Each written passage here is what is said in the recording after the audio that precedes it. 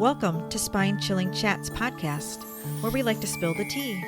If you're into the macabre and enjoy hearing about true crime, supernatural, or spooky experiences, pull up a chair, pour yourself a cup of tea, and get ready for some spine chilling chats with Manda and Ange.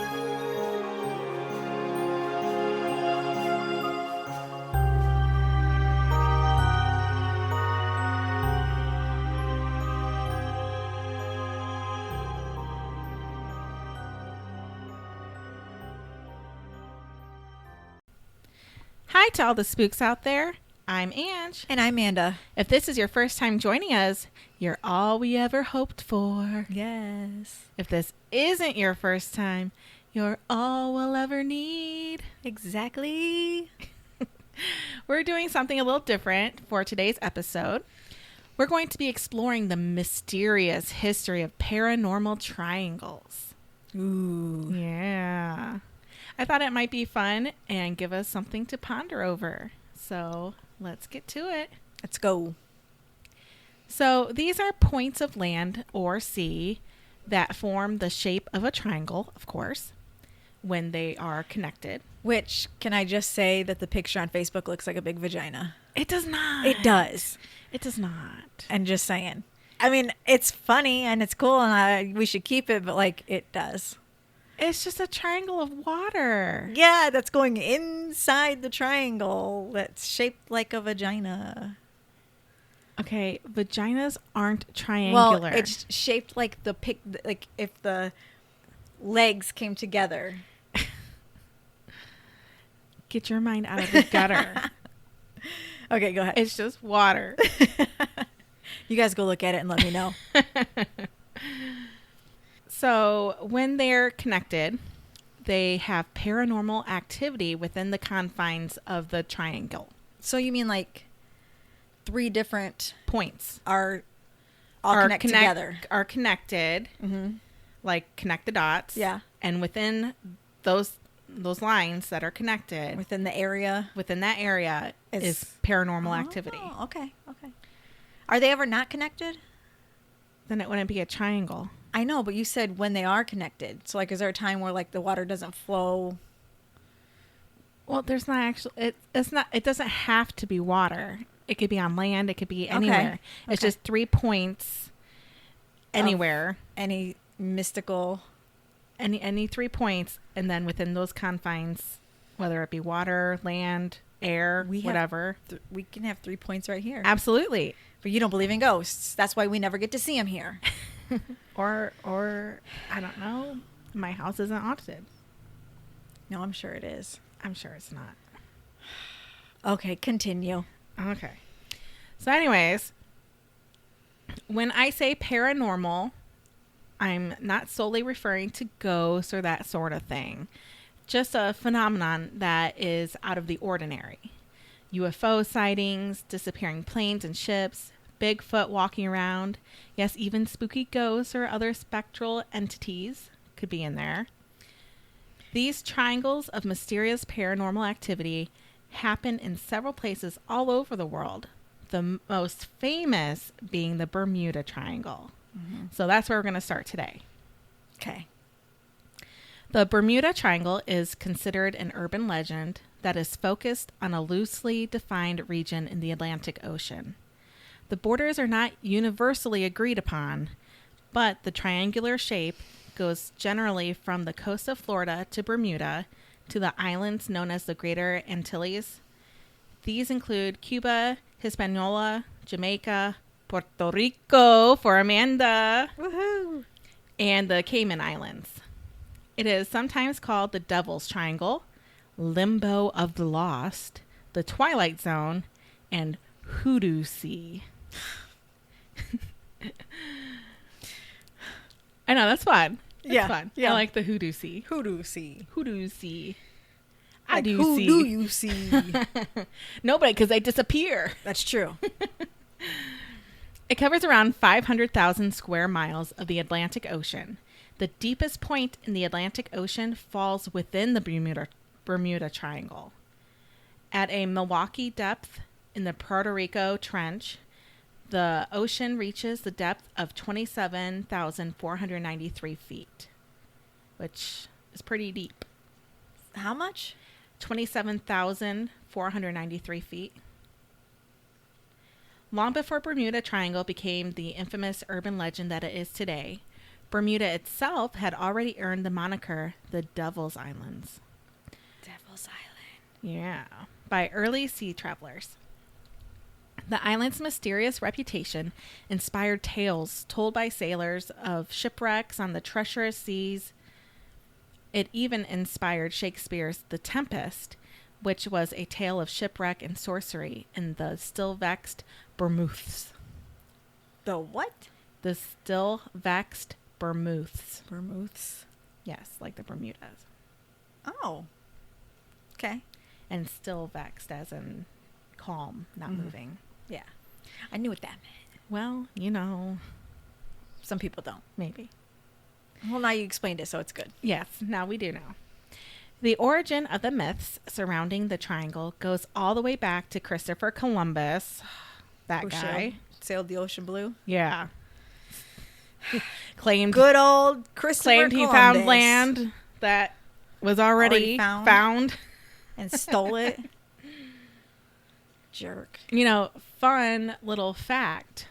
I was born on Columbus Day. Were you really? I was. Of all the holidays I get. I don't even want to talk about holidays. Yeah. Amanda gets the day after Valentine's Day. So my gifts and my birthday and Valentine's Day all get clumped into one, and I get 50% off freaking candy, which is awesome. But at the same time, like, It's like, come it's on, a different guys. holiday. My birthday and Valentine's Day are different holidays. yeah. They're not the same. So it needs its own fucking day. Yeah. My whole life, I was gypped. I'm sorry. I'm used to it. So Christopher Columbus, he wrote in his logbook about a malfunctioning compass, strange lights, and a burst of flame falling into the sea, which I'm sure that's just like a meteor or something like Right. that. And I hope it scared the shit out of him. He, along with the other seamen that came Seaman. after him, also encountered a sketchy stretch of ocean that is now known as the Sargasso Sea. Sargasso? Sargasso? I would say Sargasso. Sargasso But- Sea. I don't know. There are old tales that talk about sailboats being lost forever in the windless expanse of the ocean that is surrounded by seaweed and the remains of other shipwrecked vessels. There have been relics found in the Sargasso Sea, which is an area of the ocean between the Caribbean and Bermuda. The motionless waters are most likely caused by circular ocean currents that sweep through the North Atlantic, but it's more fun to think that it has some sort of paranormal activity causing it. Yeah, that is more fun. It is more fun. And we all need a little fun in our life. Well, yeah, because life is just so mundane. And Well, and it's hard sometimes. Like I was just going to say, it's shit sometimes. Life is just shit. shit. Yes. Yes. So we need to have fun when we can. Mm-hmm. In the past 500 years, there have been something like 50 ships and 20 aircraft that have disappeared in the triangle, usually without any wreckage Wait. or bodies to speak of. Only 50? I Yeah. feel like there should be a way more than that. Well, and I don't know if I mentioned this later on. I don't remember. But statistically, there's not more shipwrecks in that area than anywhere else. Than anywhere else? Yeah, it's average. Oh. It's just a high Traveled. high traffic route.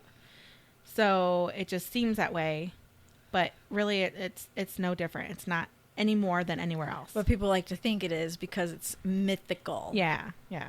Well, that's the urban legend. Many disappeared while they were supposedly in calm waters. No distress signals ever going off. The sail training ship HMS Atalanta, originally named HMS Juno, disappeared with her entire crew after setting sail from the Royal Naval Dockyard, Bermuda for Falmouth. I don't know. Something like that. Vermouth? No, There's no R. It's Oh. Falmouth. Falmouth? Falmouth, England. I don't know. On January 31st, 1880.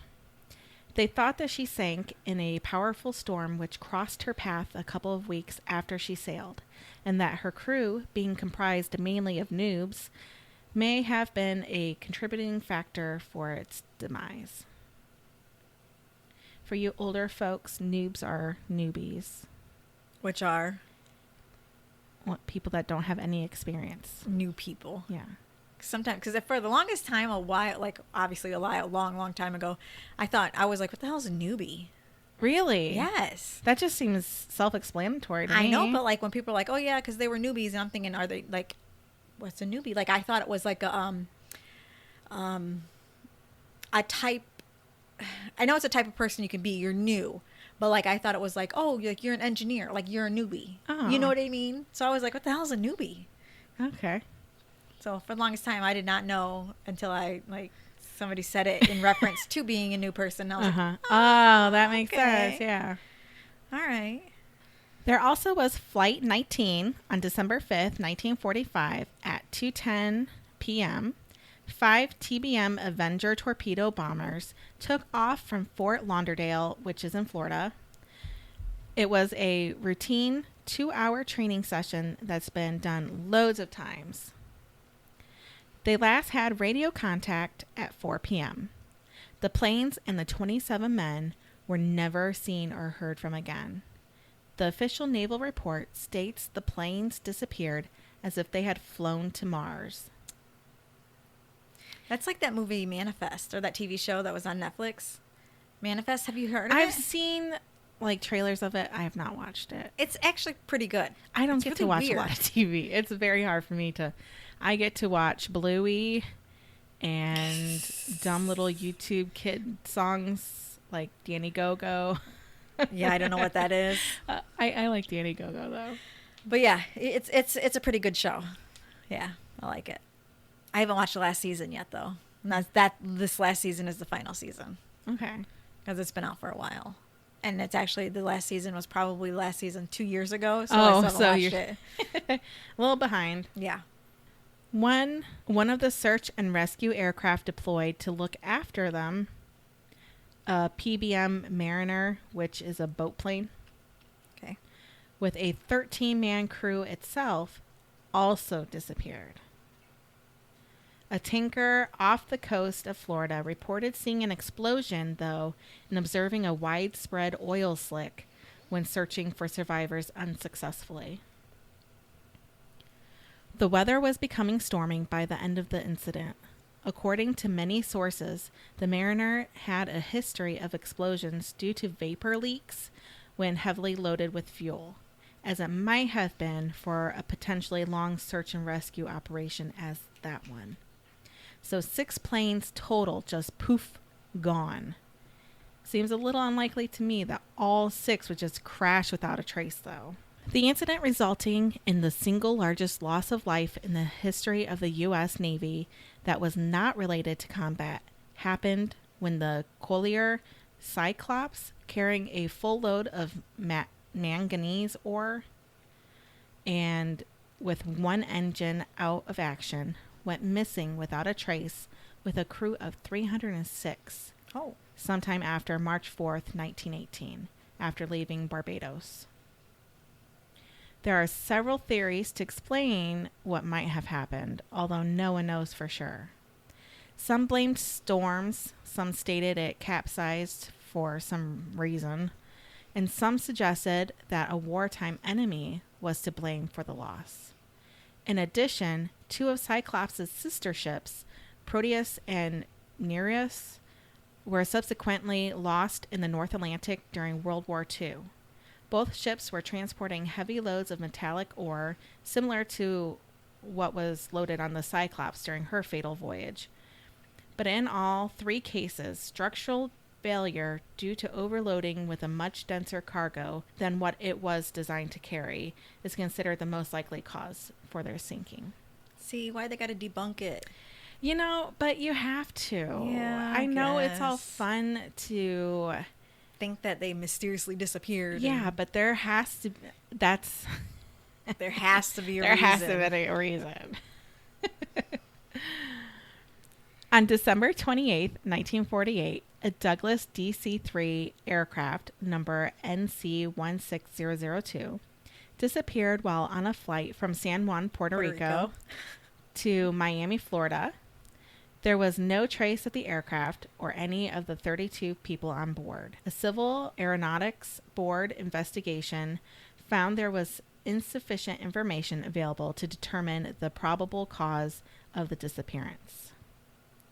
There are several theories to explain the strange and unusual things that have happened in the triangle. I'm going to just touch base on the most popular theories. The first is that it is paranormal and may be caused by aliens. Duh. Which sounds the most fun to me. In growing up, hearing stories about the Bermuda Triangle was always told with an air of mystery. Like there's some paranormal reason for all of this.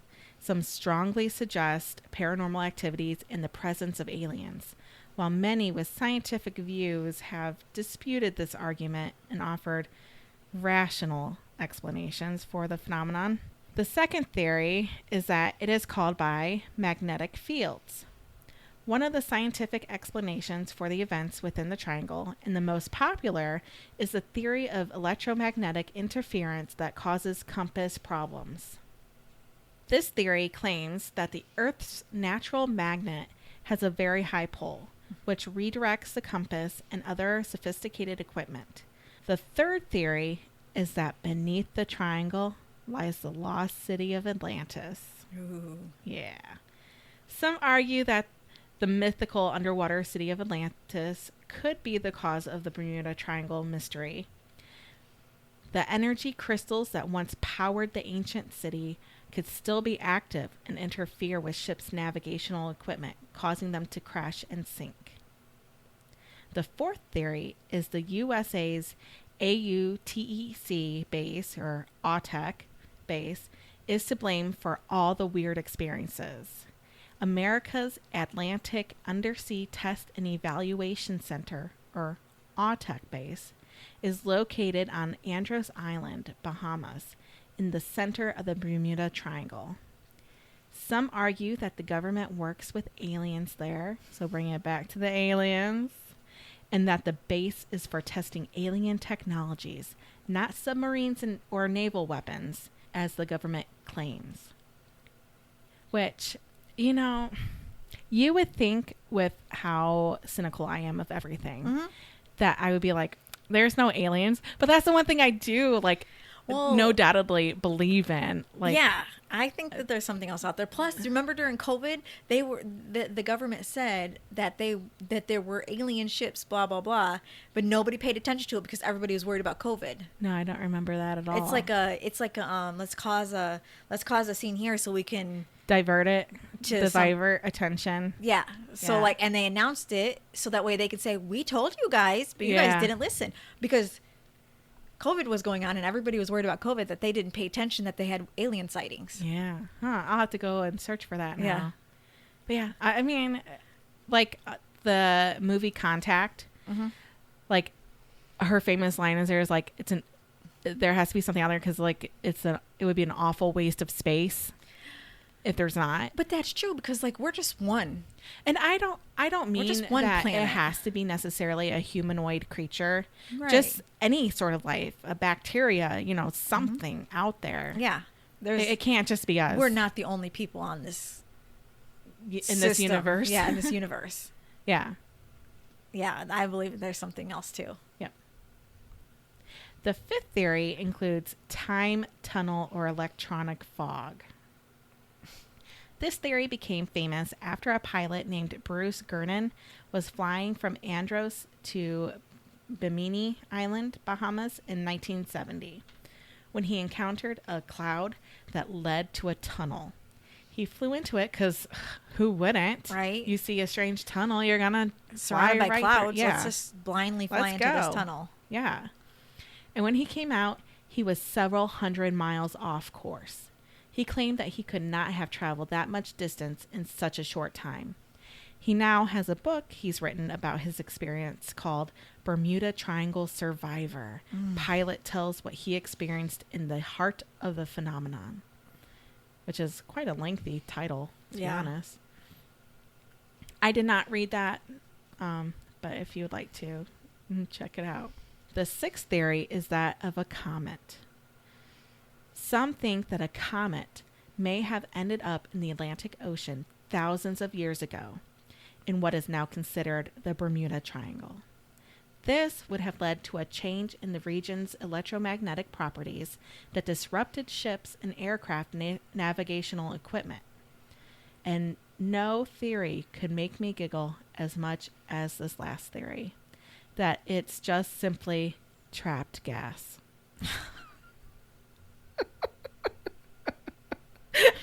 Well, we need to let it out. Yep, let's let it out. Trapped methane gas, to be specific. This widely accepted theory states there is an existence of methane pockets.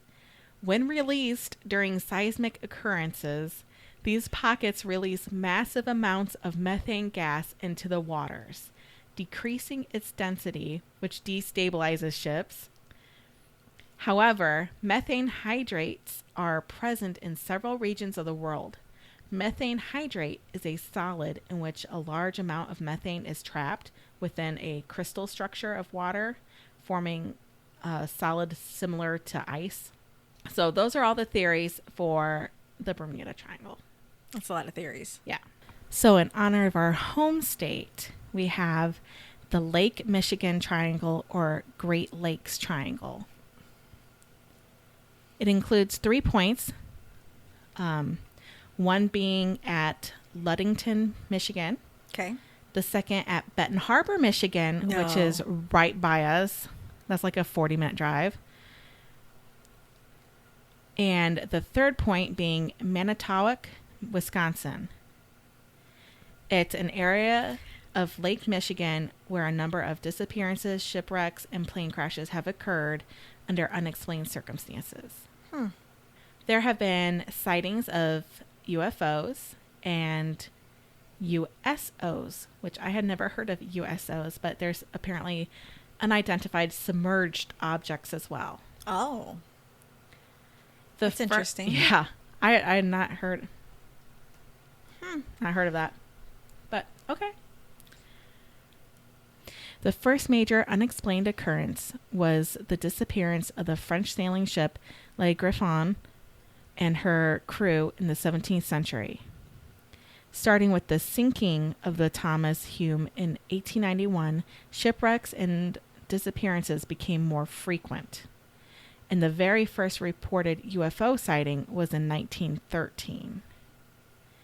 The frequency of disappearances, shipwrecks, and plane crashes within the Great Lakes was first mentioned in J. Gurley's 1977 book titled The Great Lakes Triangle. The exact origin of the Michigan Triangle is unknown. Later authors focused on occurrences in Lake Michigan, particularly those within the bounds of the triangle. Some experts have debated about the shape and range of the triangle.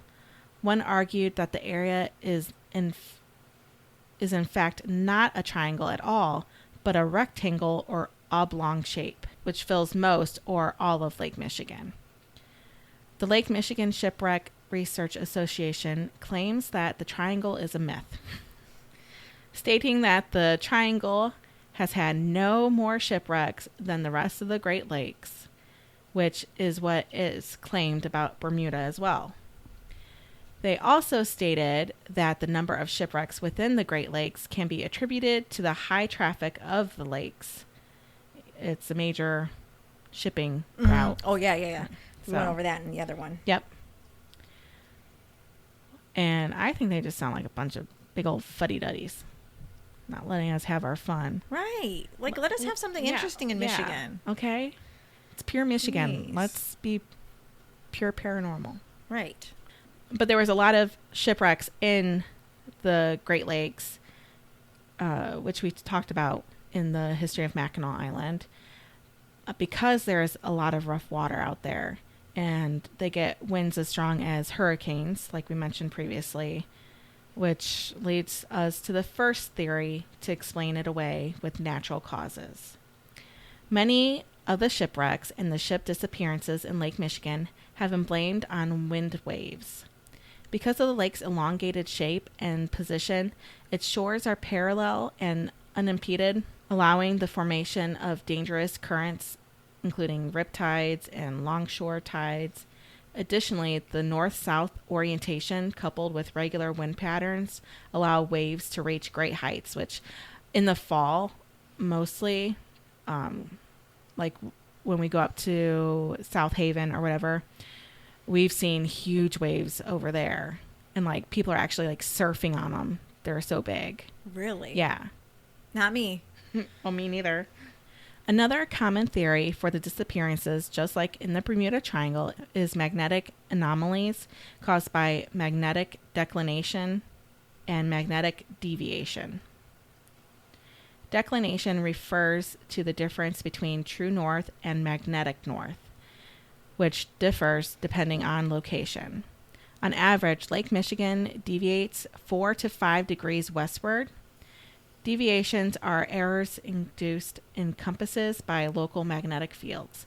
For example, if you were told to hold a compass near a magnetic object, the needle would point towards the object instead of magnetic north. Although this would not be a problem in vehicles with other navigational equipment, it could cause confusion in inexperienced sailors and pilots who did not have this advanced equipment. Our other theories have to contain paranormal elements then, of course. Conspiracy theorists have blamed the triangle on a negative energy vortex.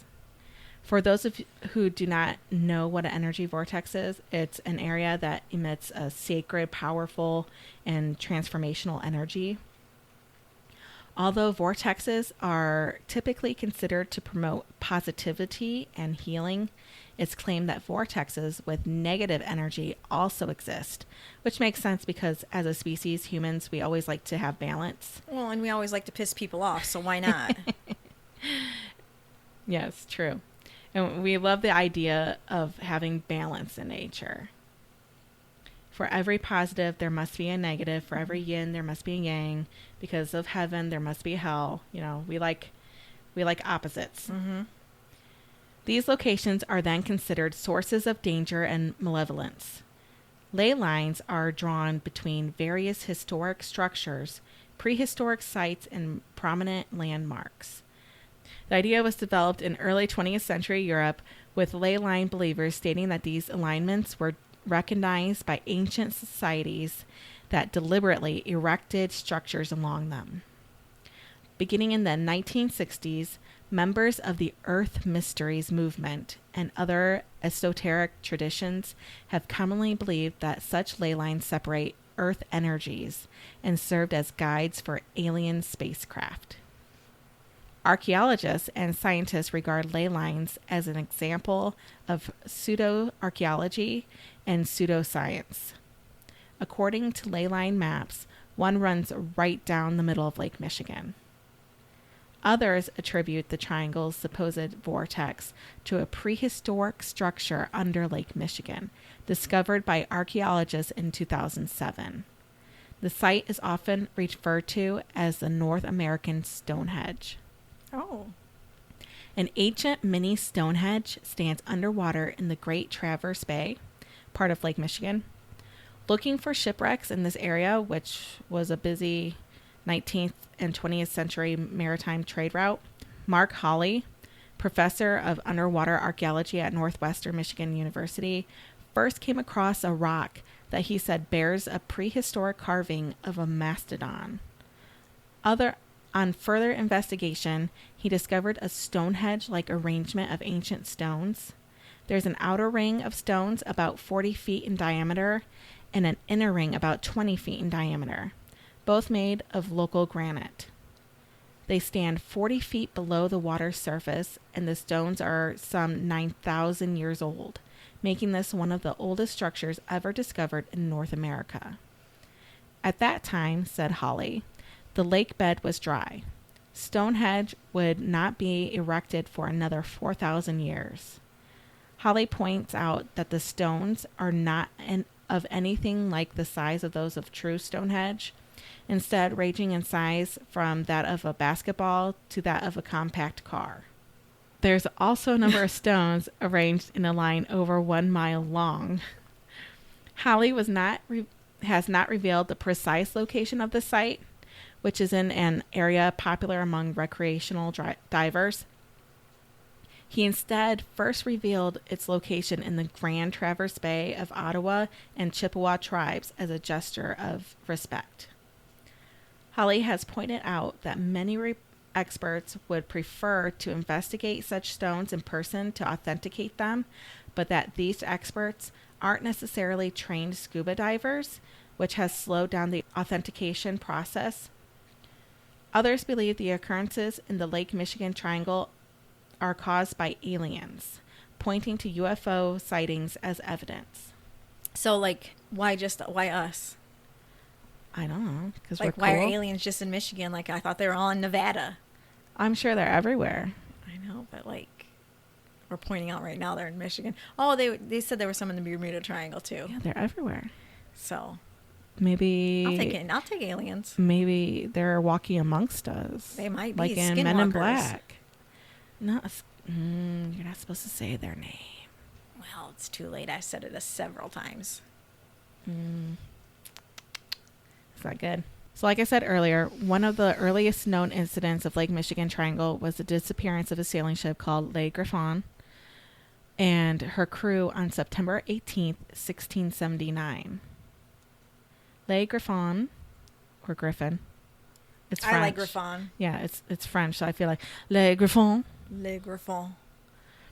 Docked at La Grande Bay, which is present-day Green Bay. Loaded a whopping 12,000 pounds of fur. That's a lot of boots with the fur. Yeah. Wow. Yeah. And then set sail for Lake Erie. Unfortunately, the vessel never arrived at her destination. And I think it's weird how, like, it's always her. Like, why are ships always her? I don't know. Even though, like, the boats that you see today are named after, like, a girl names. Yeah. Well, except for Rodney's. What's his? The masturbator. Oh. Did you know that? No. Yeah. He's had that one since forever. Since we worked at Lowe's. Yeah, the masturbator.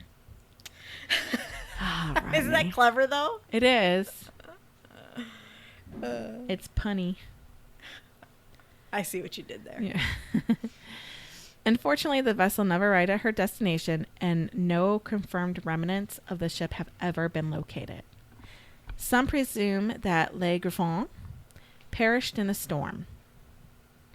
Others have theorized that the Ottawas, or Potawatomis, boarded her, murdered her crew, and then set her ablaze. René Robert Cavalier, Sieur de la Salle, the ship's builder, was convinced the pilot and crew sunk the ship and made off with the fur. There is no substantial evidence for any of these theories, though. On May 21st, 1891, the schooners Thomas Hume and Ruth Simmons set off from the port after dropping a shipment of lumber in Chicago. Both ships were supposed to return to the Hackley Hume lumber mill in Muskegon, but after encountering a squall, the crew of the Ruth Simmons returned to Chicago until the weather improved. They were just going to wait out the storm. However, the Thomas Hume continued on and disappeared along with the 6 sailors on board. Hackley Hume sent a vessel to search for the schooner and offered a $300 reward, but had no success in finding the ship. Theories arose as to what happened to the Thomas Hume, the most widely accepted being that it sank from the same storm that caused the Ruth Simmons to retreat to Chicago. Others, including Charles Hackley, believe that another boat collided with it and sank the schooner. In 2006, an A&T recovery employee discovered the sunken ship while searching for a lost United States Navy aircraft. She was found almost completely intact, preserved by cold water 150 feet below the surface. The Michigan Shipwreck Research Association concluded that the Thomas Hume had succumbed to the storm, stating that she was too intact to have been rammed into another vessel. That's what I was going to ask. Was there not enough damage to prove that it was damaged with something? Like an accident. Yeah. No. In a triangle irony, 2 decades later, in November 1912, the Ruth Simmons, known as the Christmas tree ship because of her cargo, also succumbed to the hungry waters of Lake Michigan's Triangle. For a year, there was no trace of Ruth Simmons. Then, Christmas trees began to wash up along the shore, and a fisherman caught the wallet of the Ruth Simmons captain. The Ruth Simmons was found sunken in 165 feet of water with no signs of what took her down into the depths of the lake. George R. Donner was the captain of the O.M. McFarland, a coal freighter. On April 28, 1937, which happened to be Donner's 58th birthday, the ship picked up 9,800 tons of coal in Erie, Pennsylvania, then traveled west through the lakes, bound for Port Washington, Wisconsin. Captain Donner had spent many hours on the bridge directing the O.M. McFarland through patches of floating ice. When they reached Lake Michigan, Donner retired to his cabin, instructing the crew to alert him once the ship neared her destination. 3 hours later, when the vessel neared Port Washington, the second mate went to Donner's cabin, but found that it had been locked from the inside. Assuming Donner had gone to the galley for a snack, he went to the galley, but to no avail. The crew then began an extensive search for their captain, but it was futile. They eventually broke down the door of the cabin, but didn't find Donner. Donner was too large to fit through the 2 portholes in his room, and showed no signs of depression or suicidal thoughts. Local ports and ships searched for Donner in the water, but no sign of him was ever found. It was as if he disappeared into thin air. He could have just been like, fuck this shit. I'm going to lock the door from the inside so they think that I'm in here and they think that I disappeared, and then he got on a lifeboat and left. Well, that's no fun. I know. That's just what popped in my head. You're supposed to be the spooky one. I know. He was abducted. Okay? By aliens. By aliens. Okay. Sounds good to me. My mother-in-law's friend, Shannon, I was talking to them about our podcast while we were doing her birthday party. And Shannon said that we need to do alien ones because she likes listening to aliens. Okay. So she's getting a little bit of it in here. Yeah. Well, we can do aliens too. I mean, this is not just spooky. It's haunted, mysterious. Yeah. And spooky and, yeah. Anything strange. Anything strange. So I have to look into some alien stuff. On the evening of June 23rd, 1950, Northwest Oriented Airlines Flight 2501, carrying 55 passengers and 3 crew members, left the LaGuardia Airport in New York City, heading to Minneapolis. Although a pre-flight review of the weather revealed there would be thunderstorms and possible squalls along the route of the flight, it was not severe enough to cause concern for the crew. However, to avoid turbulence, Captain Robert Lind did request to descend to an altitude of 4,000 feet instead of his assigned 6,000 feet.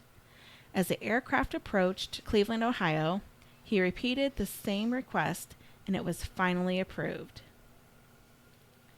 After severe turbulence caused another plane to fall 500 feet while flying over Lake Michigan, air traffic control instructed Lind to descend to 3,500 feet to avoid a collision with the other aircraft, which he did.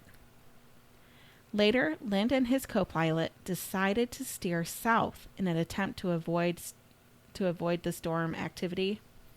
Unfortunately, they inadvertently flew directly into a squall line. At 11:13 p.m., the plane made their last radio transmission requesting to descend to 2,500 feet. The request was likely made because the crew wanted to drop below the clouds and be able to get a better visual of their location. However, ATC did not grant them clearance because another plane was departing from Milwaukee at that time. Shortly afterwards, locals between Benton Harbor and South Haven reported hearing an aircraft flying low to the ground before witnessing a flash of light over the lake. Some witnesses reported hearing an explosion, although it was hard to tell if it was indeed an explosion or just thunder. By midnight, radio operatives realized that the plane was missing. The next day, why did it take so long? I was just going to say that. Why did it take so long for them to realize the plane is missing? Yeah, from 11:13 to midnight, so 45 minutes. Yeah, that's... You would think they'd be watching a little bit better. Right. Somebody fell asleep. It was me. I'm sorry. The next day, the Coast Guard discovered an oil slick and partial debris approximately 18 miles northwest of Benton Harbor.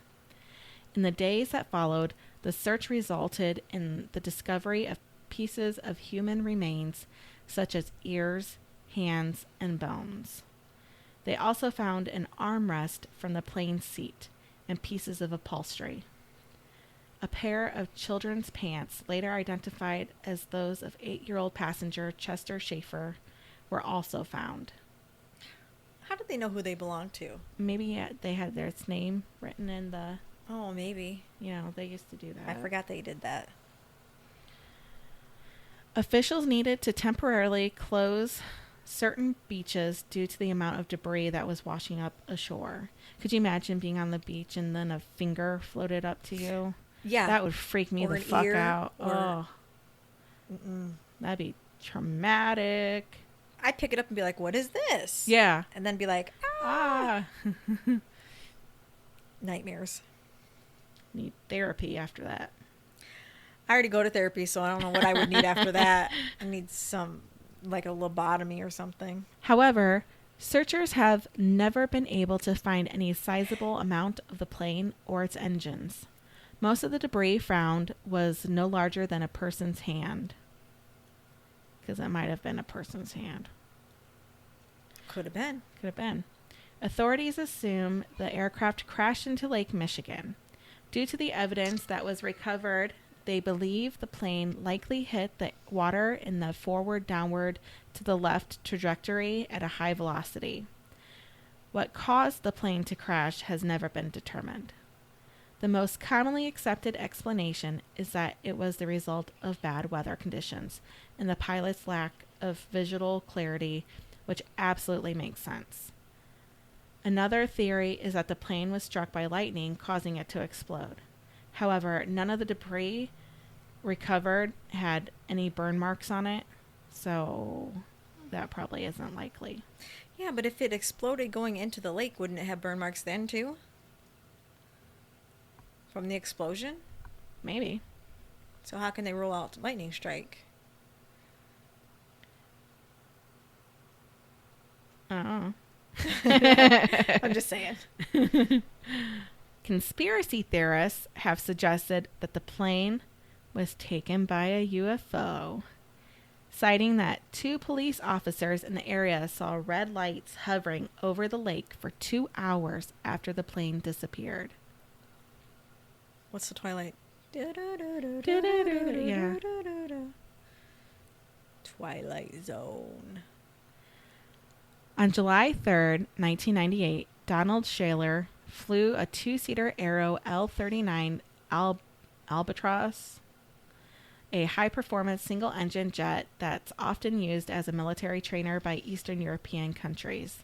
Shaler, who was a veteran pilot, was planning on participating in his first air show for the National Cherry Festival in Traverse City, Michigan. Oh, they did. They had that back then too. Yeah, That's cool. was 1998, way back in 1998. I didn't know that was 1998. I'm like, they used to have cherry pit spitting contests and all that stuff.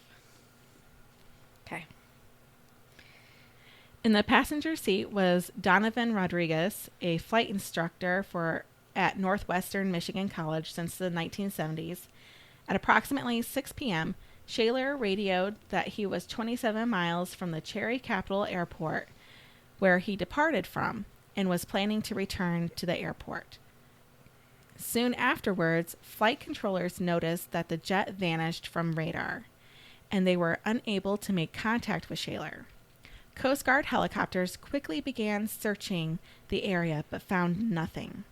The following day, a Canadian cargo plane and the Blue Angel C-130 Fat Albert joined the search. Blue Angel, or like military, like tough guy.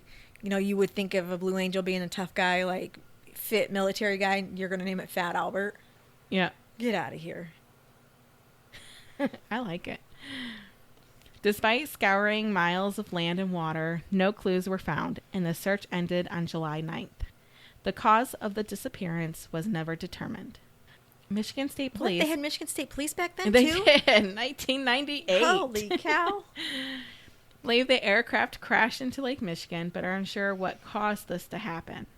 The weather was calm that day. Both men were experienced pilots, and the aircraft was considered to be simple and reliable.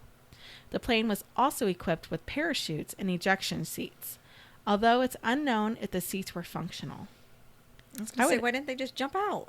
I would hope that they would be that would be part of your test, Your before checklist? Yeah, before you fly. Right. One witness reported hearing a plane flying overhead and then a loud firework-like sound. However, he never saw a plane. Later that year, an underwater search was conducted using sonar technology. It uncovered a 30-foot-long object that searchers believed to be the plane. The following year, divers confirmed that the object was a rock formation. Oh, my God. How do you mistake a rock formation for a plane? I don't know. In 2008, another sonar search discovered a possible plane approximately 450 feet below the surface. It was next to a boat that sank in the 1950s. However, a dive could not be completed to confirm the object was a plane, as the diver was not certified past 400 feet. So get another diver. Right. Get somebody who is certified. Yeah, you think they got to be out there somewhere. I was going to say, like, it's not... They have divers, I'm sure, certified for different depths. Yeah. So, get them. Yeah.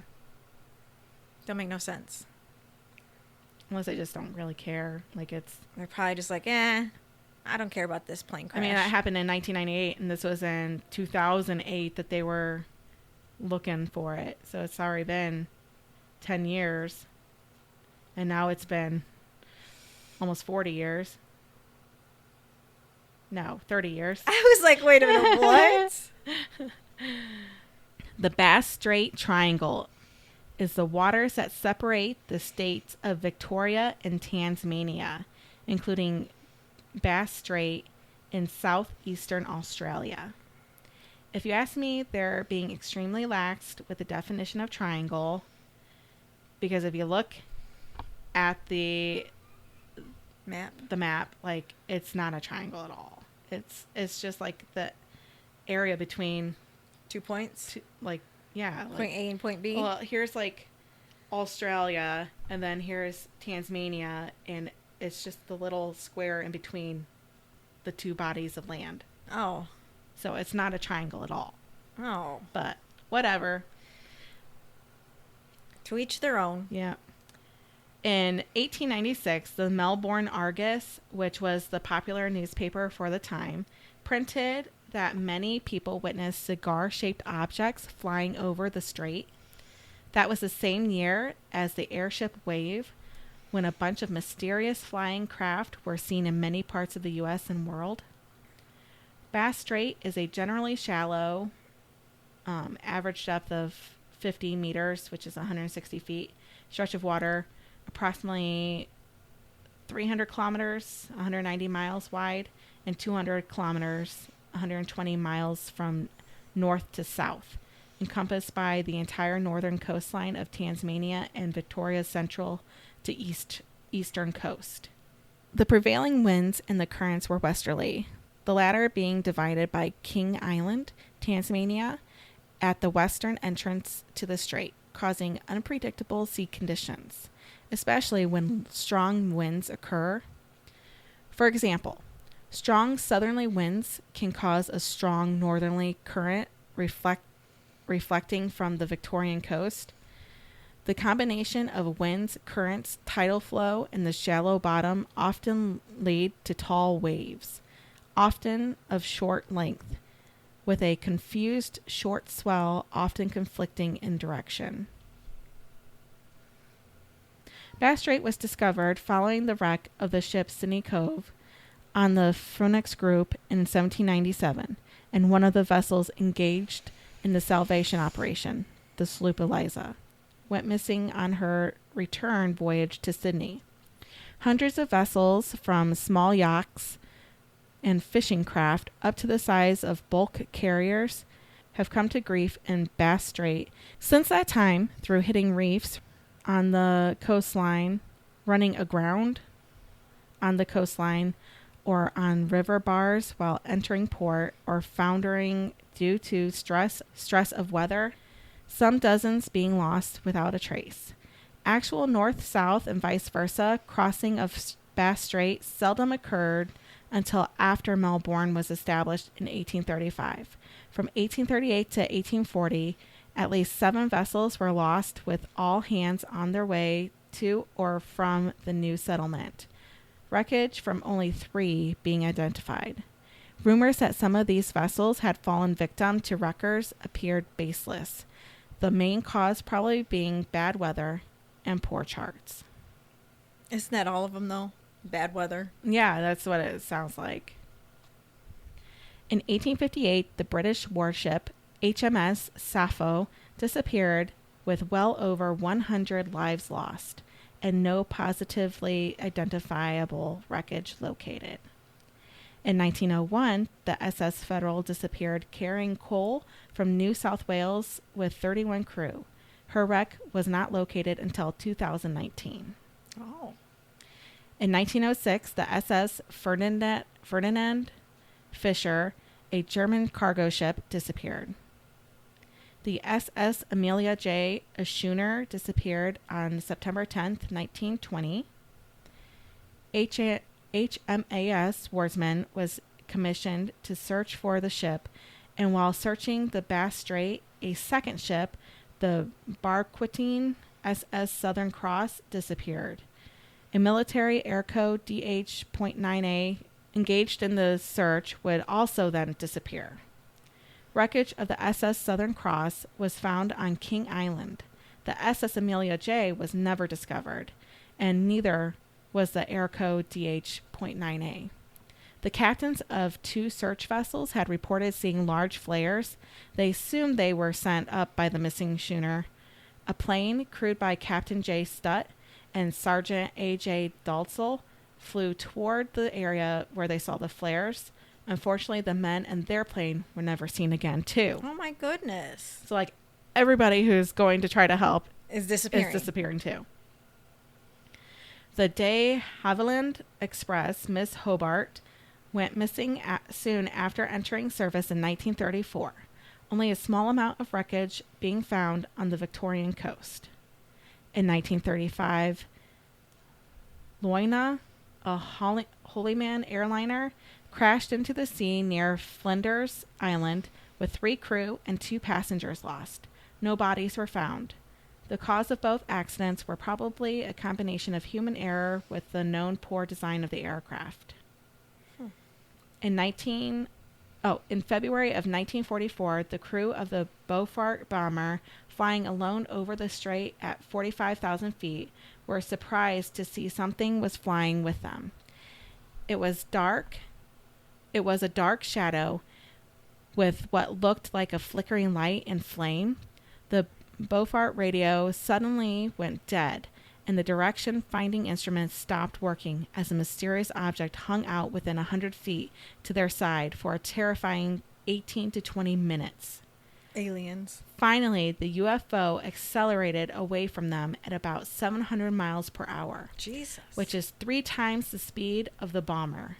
In 1944, nothing man-made could travel that speed, especially with the control and maneuverability that it showed.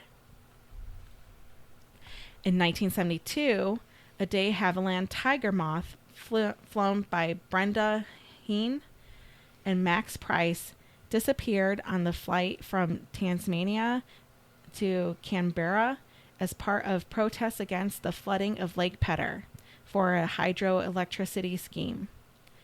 It was believed to have crashed at sea somewhere between the East Coast and Flinders Island. Sabotaged by pro-development interests was alleged in 1978. A Cessna flown by Frederick Valentek disappeared after reporting a UFO. In 1982, the Nanaimo Daily News printed an article on the Tasmanian Devil's Triangle and unresolved mysteries.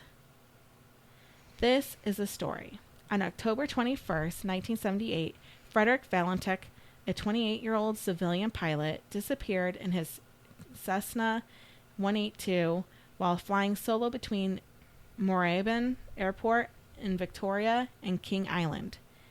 Right over the Bass Strait at 7:06 p.m., Frederick informed the air control at Melbourne that a large aircraft with 4 bright lights had passed close to his plane. He said that the unknown craft had then hovered over him, causing some engine trouble and radio blackout. He was at 45,000 feet. After a few minutes, Frederick radioed Melbourne again. And this is the transcript from that conversation.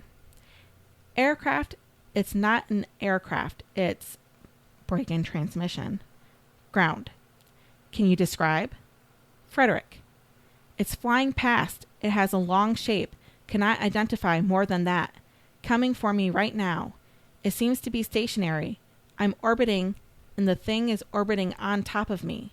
It has a green light and a sort of metallic light on the outside. That dialogue was being taped by Melbourne AFS, and then Frederick reported that the object had vanished. At 7:12, Frederick to Melbourne. Engine is rough, idling and coughing. Ground. What are your intentions? Frederick. Proceeding King Island. Unknown aircraft now hovering on top of me. Ground. Acknowledged. Frederick. Delta Sierra Juliet, which was his call sign. Melbourne. This was followed by 17 seconds of a loud metallic sound. Then it went silent. An extensive search of Bass Strait produced no trace of either Frederick or his plane. No one knows what happened to him still to this day. What makes this story even more interesting is that at 6:45 p.m. that day, which was 20 minutes before Frederick's first call, a plumber named Roy Manifold was vacationing and was taking pictures of the sunset over Bass Strait. From a local spot called Crayfish Bay, he took 6 pictures, but noticed nothing strange or unusual while taking them. But when he developed them, however, the 4th and 6th pictures in the series showed some inexplicable detail. In the 4th picture, a dense black lump was noticed, which seemed to be stirring up the sea, appearing to be an object rising out of the water. The 5th pic was a normal sunset picture, but the 6th pic shows a strange mass situated in the sky directly above where the lump had been in the 4th picture. The objects had a trail of small, bright blue shapes and gave the impression of stupendous speed. So there be aliens out there. Yeah. And they're not always in the sky, apparently. No, they're underwater. In 1978, the yacht Charleston disappeared while sailing to Sydney to join the Sydney-Hobart Yacht Race. So those were all the disappearances for the Bass Strait. The Bridgewater Triangle is an area about 200 square miles within southeastern Massachusetts in the United States. I remember listening to this at the Morbid podcast. Oh, they did? I haven't heard that one. You haven't? No, I'll have to go back. Yeah. It's claimed to be a site full of paranormal phenomena ranging from UFOs to poltergeists and other spectral phenomena. Like little green elf thingies that like come at you. Oh, really? Oh my God. Like just listen. You got to listen to it. I will. Various Bigfoot-like sightings, giant snakes, and thunderbirds. The term was coined by New England-based cryptozoologist Lauren Coleman. Some historic places and landmarks within the triangle that are known for some weird spooky shit are Freetown Fall River State Forest. The Freetown Fall River State Forest has reportedly been the site of various cult activity, including animal sacrifice, ritualistic murders committed by admitted Satanists, as well as a number of gangland murders and a number of suicides. Profile Rock, the supposed site of where Wampanoag, historical figure Anawan, received the lost wampum belt from Philip. Legend has it the ghost of a man can be seen sitting on the rock with his legs crossed or with outstretched arms, located within the Freetown Fall River State Forest. Solitude Stone, an indescribed stone located near Forest Strait in West Bridgewater, which was found near a missing person's body, also known as Suicide Stone. The rock was found with the inscription, "All ye who in future day walk by Nankattaset stream, love not him who hummed his lay cheerful to the parting beam, but the beauty that he wooed." Whatever that means. Right. Bridgewater State University. Several buildings and rooms on the campus are alleged to be haunted by ghosts and other paranormal phenomena. Every time I say that, it makes me think of phenomena. Do do do do do. Phenomena. Me Do too. do do do. Phenomena. Do do do do do do do do do do do do do do. Taunton State Hospital. Some visitors have claimed that they had strange paranormal experiences in the hospital, including being touched and pulled in certain areas of the hospital. It is also claimed that the hospital was used by satanic cults during the 1960s and 70s. It's always a satanic cult. Always. Always. Can we get a little more original here? You know, listening to Morbid, they were talking about if you, I don't want to say this wrong, if it was like not Satan worshiper, but like, what is it when you worship not like God's Bible, but like the devil's Bible? Isn't that satanic worshiping? I think so. It's not necessarily worshiping the devil. It's like just worshiping like you would God, but like it's not evil. It doesn't necessarily mean that it's evil. Oh. Yeah, you'll have to listen to that too. They talk about that a lot too. Okay. But yeah, it was weird because I was like, oh, I guess, you know, you hear satanic And you think worshiper and automatically Satan bad. worshiper, you think bad, yeah. And they were like, no, it's not necessarily a bad thing. It's not necessarily an evil or demonic thing. Okay. Mm-hmm. Hornbein School. The one-room schoolhouse was built during the 1840s and remained in active use until 1937. The building is alleged to be haunted by its former inhabitants. Most of the reported experiences included the following phenomenon, but no specific examples are really given. It's all very general here. Unidentified flying objects, often in the form of bright balls or light or large unusual spacecraft. Unnatural animal sightings, ranging from unusual reports of animals that are not found within the area, such as panthers or bears, to more supernatural claims of giant snakes and enormous vicious dogs. Paranormal humanoids, including sightings of Bigfoot, ghosts, poltergeists, and shadow people. Thunderbird sightings, which are giant birds or pterodactyl-like flying creature with wingspans up to 12 feet, are claimed to have been seen in Hockomock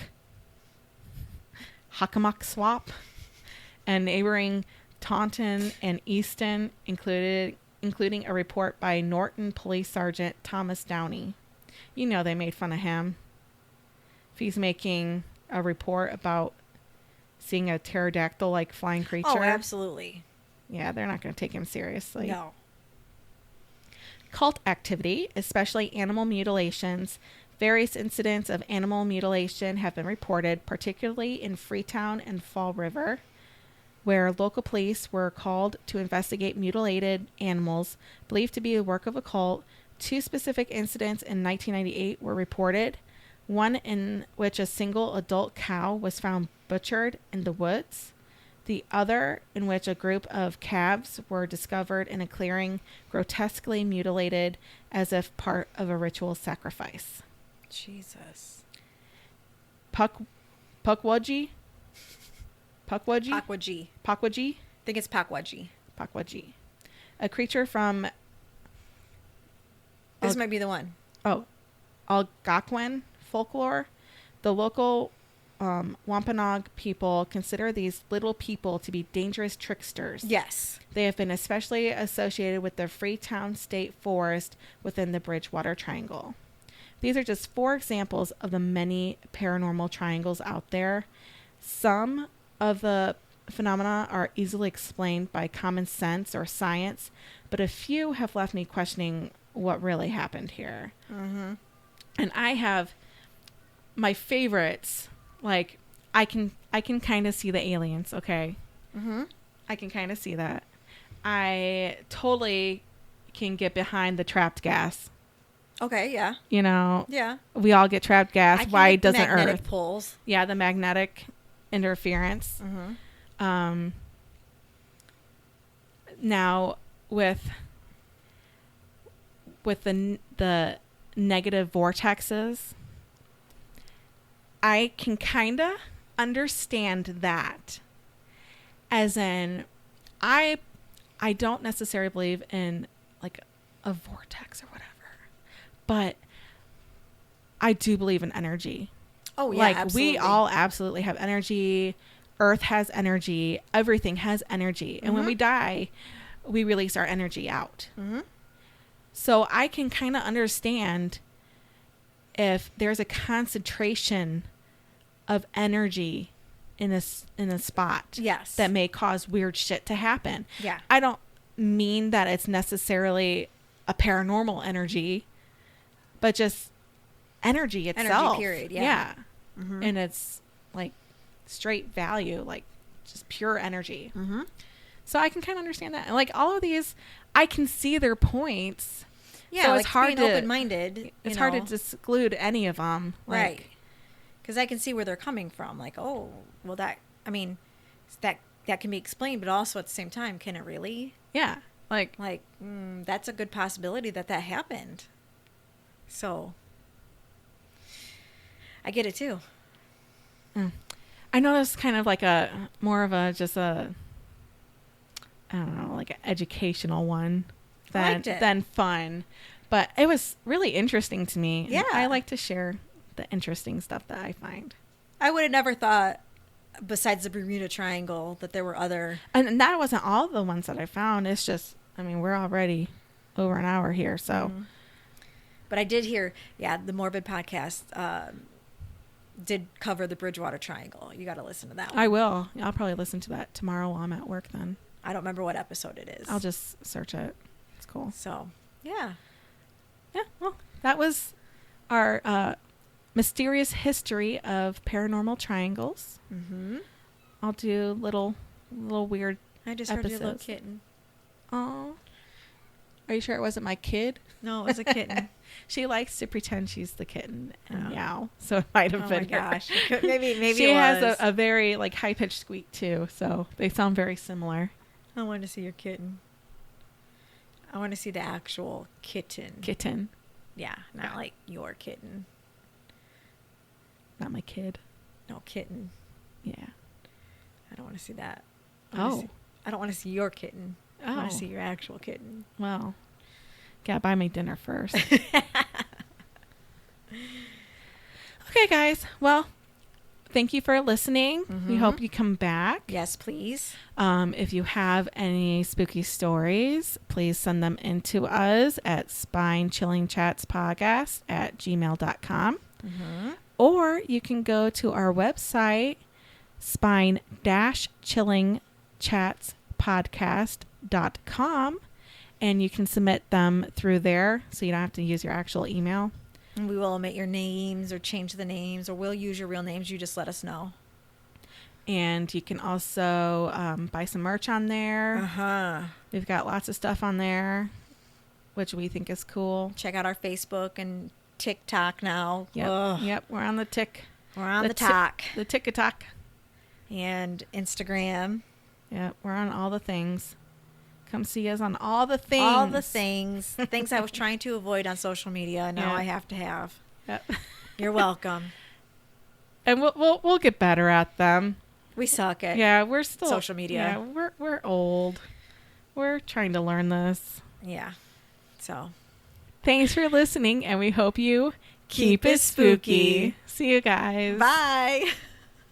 Thanks for joining us on Spine Chilling Chats, your go-to podcast for all things murder, paranormal, and macabre. Keep sipping that spooky tea and diving into the darkness with us. If our tales have sent chills down your spine, don't forget to hit subscribe and share with your fellow lovers of the haunting and horrific. See you next time.